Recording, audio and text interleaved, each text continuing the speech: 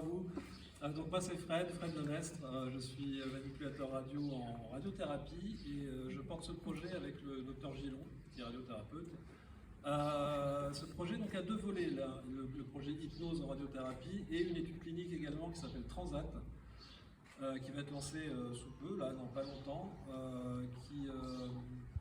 qui a pour but de vérifier que l'impact de l'hypnose sur les effets secondaires de la radiothérapie, mais également sur la qualité de vie, et à plus long terme, donc ça ce serait dans un premier temps, et à plus long terme de voir également si ça peut avoir un impact aussi sur la rémission, sur les taux de rémission en fait entre les patients qui auront eu l'hypnose et l'auto-hypnose et les patients qui n'auront pas eu l'hypnose et l'auto-hypnose, tout simplement pour s'appuyer sur les différents travaux qui sont faits de plus en plus, et notamment par l'école belge du professeur Fémonville, qui ont tendance à montrer qu'il y a un vrai impact neurologique en fait de l'hypnose et de l'utilisation de l'hypnose.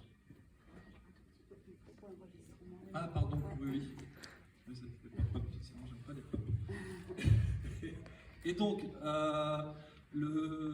pour l'hypnose en radiothérapie, là on a déjà un retour d'expérience, donc on a déjà pu voir que justement il y avait un réel impact sur les patients, que ce soit au niveau douleur, au niveau bien entendu bien-être, mieux-être en tout cas, au niveau anxiété, au niveau insomnie, au niveau des effets secondaires aussi, ça commence à se voir. Maintenant il faut le formaliser bien entendu avec l'étude. L'étude, justement, elle va être